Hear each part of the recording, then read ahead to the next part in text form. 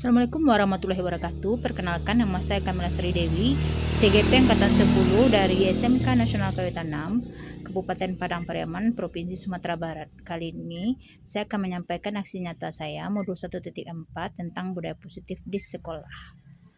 Perkenalkan, ini ada fasilitator saya itu Bapak Novi Priko dan pengajar praktik saya itu Yeni Karwati.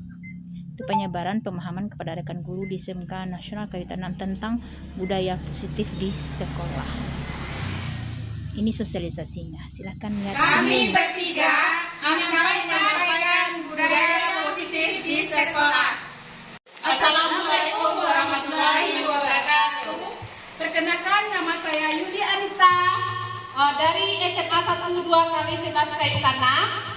Mengikuti guru penggerak angkatan 10 Padang Pariaman.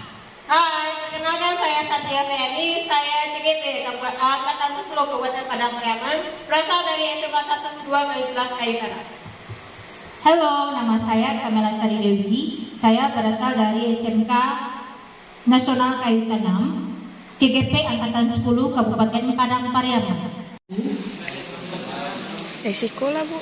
Selamat pagi kepada Bapak Ibu Guru SMA 2 kali 11 Kayutan 6. Pada pagi ini kita akan mengadakan acara tentang budaya positif, itu CGP angkatan 10 bersama Bu Yulianita, Bu Satya Griani, dan saya Kamila Sri Dewi, dan didampingi oleh Bapak Kepala Sekolah SMA 2 kali 11 Kayutan 6 atau yang mewakili oleh Bapak Wakil Kurikulum oleh Pak Yul Henry. Oke, untuk acara selanjutnya tak lupa pula saya ucapkan kepada pucuk pimpinan umat Nabi Muhammad SAW yang telah melimpahkan rahmat dan karunia-Nya pada kita pagi ini, itu untuk mengikuti acara kita yaitu tentang budaya positif. Nah, tak lupa saya aturkan kepada Allah Subhanahu wa Ta'ala yang mana telah memberi kesempatan kita untuk berada di ruangan serbaguna, itu di gedung SMA 2 kali 11 Kayutan 6. Selanjutnya sepatah kata oleh Bapak Kepala Sekolah atau yang mewakili, kepada Bapak dipersilakan.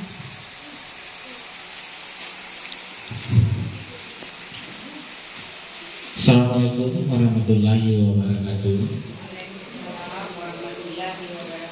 Untuk salam penghormatannya saya aturkan saja kepada pembicara terdahulu. Sebagaimana pada kegiatan CGP angkatan 10 yang tempatnya di sekolah kita yang tergabung 3 CGP, Ibu Kamel dari SMK, kemudian Ibu Yulianita dan Santi dari sekolah kita, dalam rangka sosialisasi disiplin positif rangkaian alur kegiatan pendidikan guru penggerak yang dijalaninya. Mudah-mudahan acara ini sukses sampai akhirnya. Nah, saya sebagai mewakili kepala sekolah, karena kepala sekolah ada tamu dinas yang datang, jadi saya pada hari ini mewakili Bapak Kepala Sekolah mendukung program ini dalam rangka kesuksesan pengembangan guru penggerak di sekolah kita dan di kabupaten kita umumnya. Jadi pada hari ini saya buka acara paparan sosialisasi disiplin positif secara resmi. Demikianlah yang dapat saya sampaikan. Saya akhiri. Assalamualaikum warahmatullahi wabarakatuh. Kepada Bapak Ibu Guru dipersilakan berdiri. Kita akan menyanyikan lagu profil pelajar Pancasila.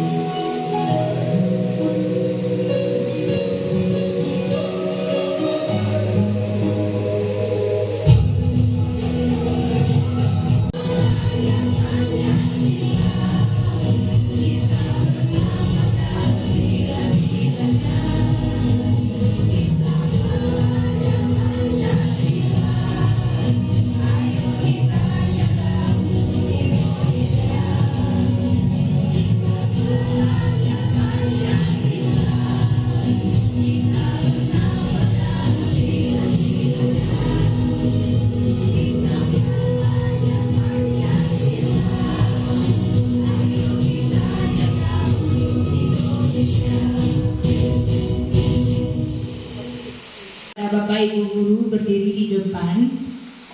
Kita akan mengadakan ice breaking sebentar ya.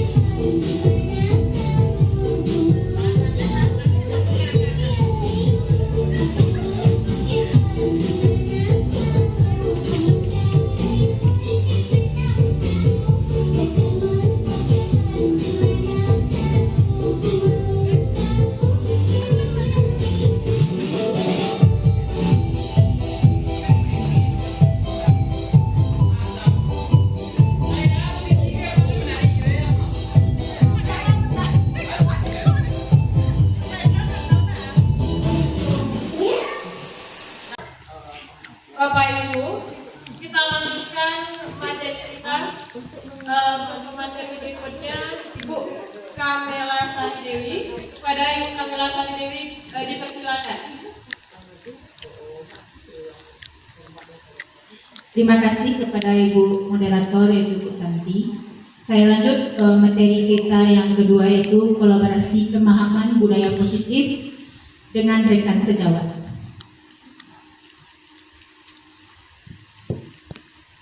Nah, kolaborasi pemahaman budaya positif dengan rekan sejawat itu konsep inti budaya positif. Yang pertama itu paradigma belajar, yang kedua itu disiplin positif, yang ketiga itu nilai-nilai kebajikan, yang keempat itu kebutuhan dasar manusia, yang kelima itu motivasi perilaku manusia, yang keenam posisi kontrol guru, yang ketujuh keyakinan kelas, yang kedelapan segitiga institusi.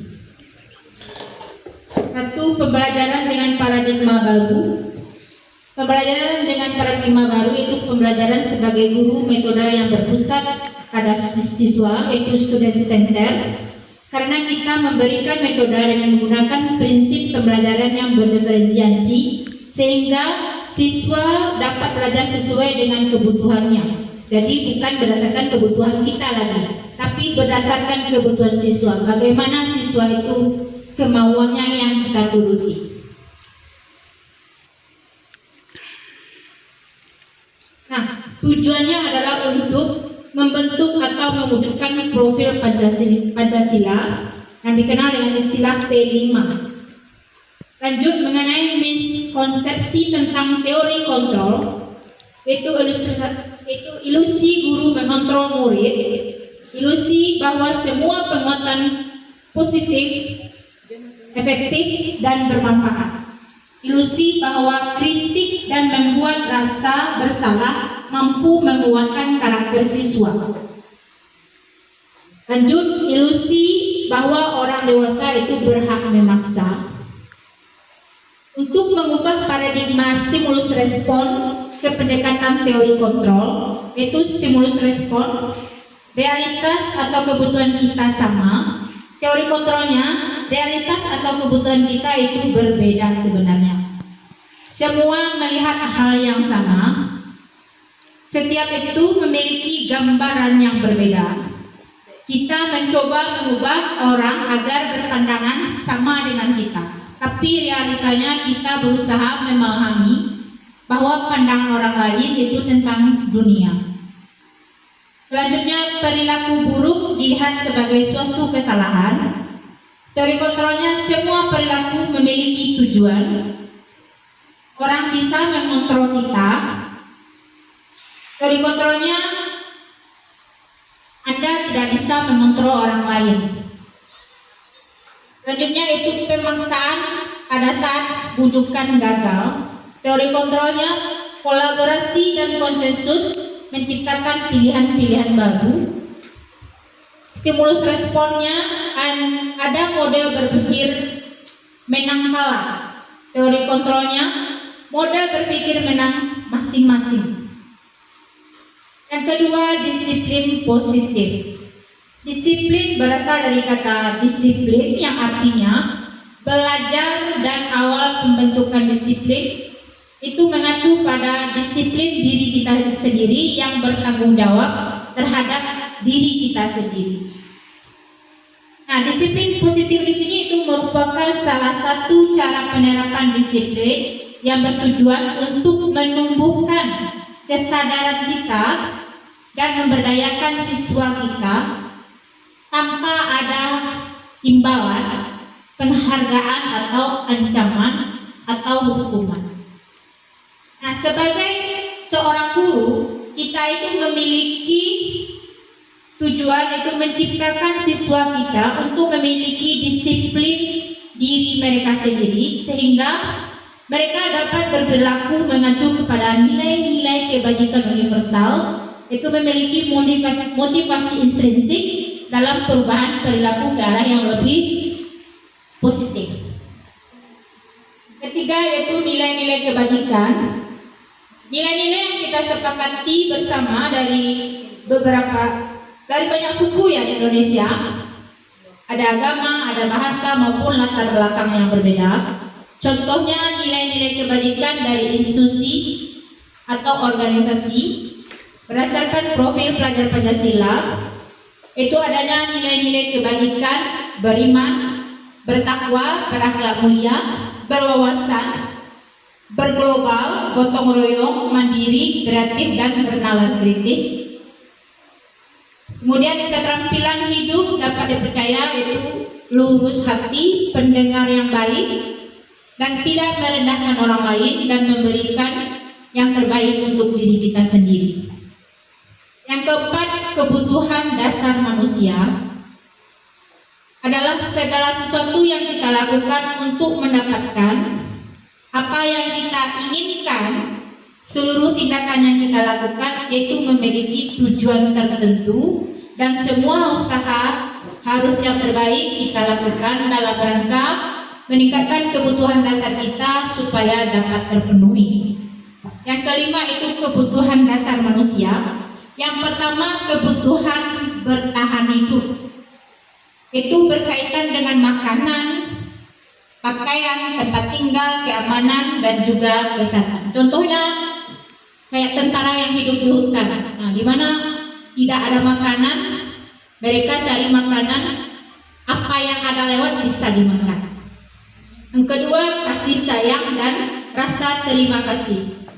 Itu sebagai kerjasama menjadi bagian dalam kelompok. Yang ketiga itu kebutuhan penguasaan. Itu berkaitan dengan harga diri, keinginan untuk dianggap memimpin, berprestasi, diakui, dan juga didengar. Yang keempat, kebutuhan dasar. Itu memiliki pilihan mencoba hal baru untuk mengendalikan arah dirinya. Itu ingin bebas. Gaya belajar ada 3. Pertama, belajar visual, yaitu mendengar, visual itu melihat. Kemudian belajar audio itu mendengar. Kemudian belajar kinestetik. Kemudian kebutuhan beriman, ada humor, antusias, ataupun tertawa. Lanjut, motivasi perilaku manusia. Motivasi ada dua, dari luar dan motivasi luar estrinsik dan di dalam intrinsik. Motivasi atau perilaku dapat mendapatkan imbalan atau penghargaan dari orang lain. Motivasi diri intrinsik untuk menjadi orang yang mereka ingin dan menghargai diri sendiri dengan nilai-nilai mereka akan percaya. Kemudian yang membedakan antara hukuman, konsekuensi, dan restitusi. Bapak Ibu mungkin ada yang menghukum siswa ya kali ya, atau mengkonsekuensi. Nah, satu hukuman itu tidak terencana tiba-tiba saja. Contoh, ada siswa yang yang mencontek pekerjaan teman, di mana teman tersebut memaksa atau mengambil bukunya. Ternyata teman yang satu lagi tidak mau, sehingga terjadilah pertengkaran. Nah, di sini kita sebagai guru harus bisa menyelesaikan masalah tersebut ya, dengan tidak merugikan kedua anak. Nah, konsekuensi ini terencana atau telah disepakati yang sesuai dengan peraturan sekolah kita, atau disebut juga dengan tata tertib sekolah yang biasa dipampang di tempat pintu masuk sekolah. Kemudian ada 3 restitusi, yaitu proses menciptakan kondisi bagi murid untuk memperbaiki kesalahan. Proses kolaboratif mengajarkan murid mencari solusi diri sendiri. Restitusi harus berkomunikasi dulu dengan siswa dan guru. Yang keenam, posisi kontrol. Posisi kontrol guru ini kita lihat itu ada sebagai penghukum. Kalau kita sebagai guru hendaknya janganlah sebagai penghukum. Itu menurut saya. Kemudian ada namanya posisi pembuat rasa bersalah. Kemudian ada posisi sebagai teman, sebagai pemantau, dan posisi sebagai manajer. Untuk penghukum itu contohnya pada ada siswa datang terlambat, kemudian siswa tersebut disuruh untuk hormat bendera selama 1 jam. Seharusnya itu bisa kita ganti dengan hukuman yang lain. Kemudian ada pembuat rasa bersalah. Contohnya ada beberapa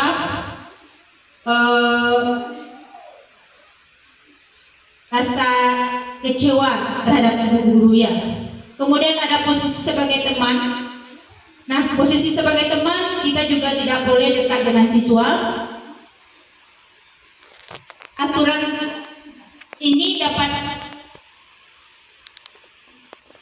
ini bisa kita buat atau kita yakini terhadap keyakinan kelas kita. Kemudian sebagai pemantau. Sebagai pemantau, konsekuensinya itu upacara bendera. Kita lihat apakah anak itu hormat kepada siswa, hormat kepada bendera atau tidak. Kemudian posisi sebagai manajer. Kita sebagai guru juga bisa sebagai manajer. Contohnya di sekolah ya. Kemudian keyakinan kelas. Nah, keyakinan kelas ini kita buat sebelum pembelajaran dimulai. Biasanya kita buat pembelajaran di awal pertemuan, awal semester biasanya, keyakinan kelas.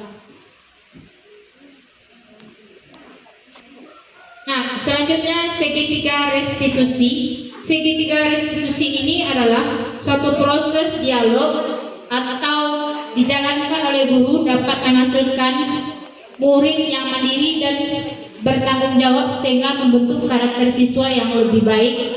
Nah, segitiga restitusi ini ada 3 tahapan. Pertama itu menstabilkan identitas, yang kedua validasi tindakan, yang ketiga itu menanyakan keyakinan. Nah, selanjutnya ada validasi tindakan. Kamu pasti punya alasan mengapa kamu melakukan, padahal kamu bisa melakukannya yang lebih buruk dari ini. Yang patutnya ibu bangga kepada siswa, karena siswa tadi berbuat kesalahan, jadi ibunya kurang bangga lagi.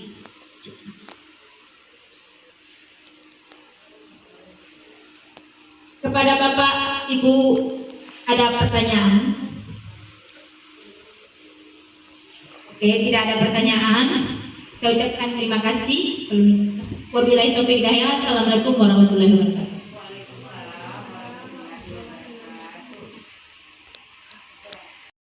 Terima kasih sudah menonton video sosialisasi budaya positif saya. Assalamualaikum.